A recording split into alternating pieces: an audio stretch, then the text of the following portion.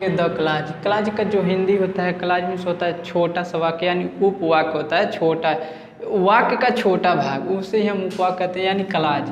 इसको हम उपवाक्य कहेंगे, उपवाक्य, उपवाक्य कहा जाता है। अब देखिए इसमें क्लाज दो प्रकार के होते हैं, subordination clause and coordination clause.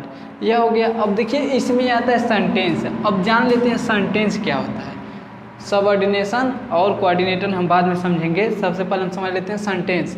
Sentence में होता है वाक्य, वाक्य, वाक्य। अब वाक्य क्या होता है? वाक्य देखिए शब्दों का ऐसा समूह जो अर्थपूर्ण, शब्दों का वह समूह जिसका कुछ अर्थ निकले, उसे हम वाक्य कहते हैं। अर्थपूर्ण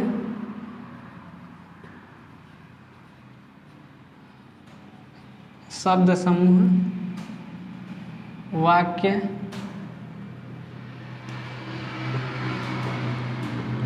कहलाता है। सेंटेंस में होता है वाक्य, अर्थपूर्ण शब्द समूह वाक्य कहलाता है। तो यह हम जान लिए, अर्थपूर्ण शब्द समूह वाक्य कहलाता है, यानी शब्दों का समूह, शब्दों का समूह वाक्य कहलाता है। अक्षर,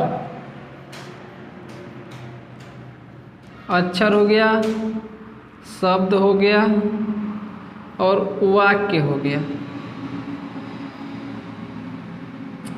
अक्षर, शब्द और वाक्य। अब तीनों में देखिए क्या अंतर होता है।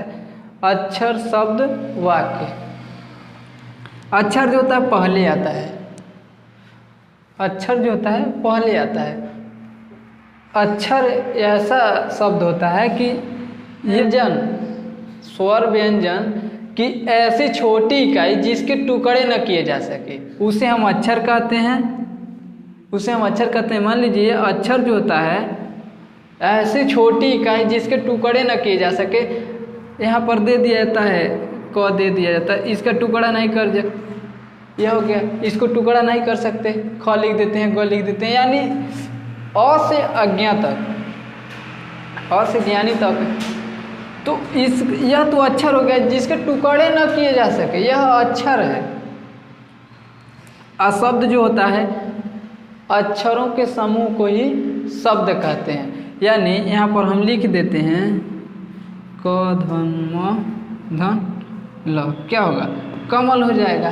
तो कमल हो जाए, यानी अक्षर को जोड़ा गया है ना, अक्षर को जोड़ा गया है। तो जब अक्षरों को जोड़ा गया तो हो गया शब्द, शब्द हो गया। और उसके बाद वाक्य आता है, तो शब्दों को जोड़कर हम वाक्य बनाते हैं। मान लीजिए यहाँ पर राम घर जाता है, राम घर जाता है, यानी यह भी एक शब्द है, यह भी शब्द है और यह भी, यह भी। तो जो शब्द मिलता है, शब्दों को मिलकर वाक्य बनाया जाता है। तो वही हम बोले हैं अर्थपूर्ण शब्द समूह वाक्य कहलाता है। अब देखिए सेंटेंस तीन प्रकार के होते हैं। सिंपल सेंटेंस यानी सरल वाक्य, कॉम्प्लेक्स सेंटेंस यानी मिश्रित वाक्य, कंपाउंड सेंटेंस संयुक्त वाक्य। अब बारी बारी से हम सबको समझेंगे। सबसे पहले हम समझेंगे सेंटेंस यानी सिंपल सेंटेंस को, इसको समझेंगे। अब देखिए पहला प्रकार जो आ गया सिंपल सेंटेंस यानी सरल वाक्य,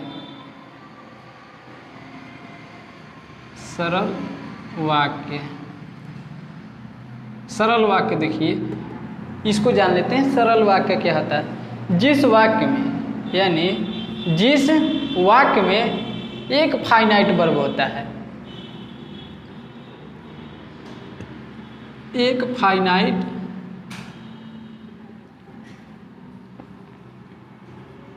वर्ब होता है, उसे हम सिंपल सेंटेंस कहते हैं।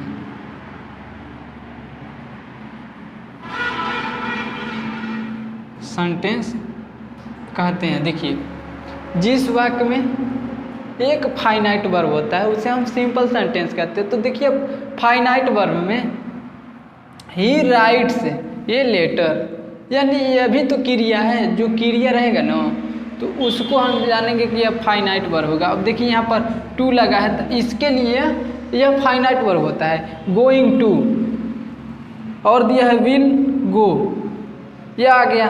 और उसके बाद यहाँ पर रीचिंग, यह दिया है जिस वाक्य में एक फाइनाइट वर्ब होता है उसे हम सिंपल सेंटेंस कहते हैं। जिस वाक्य में एक फाइनाइट वर्ब होता है उसे हम सिंपल सेंटेंस कहते हैं। तो देखिए सिंपल सेंटेंस में हो गया ही राइट्स ए लेटर, यानी वह एक पत्र लिखता है। राइट्स ये भी तो एक वर्ब है।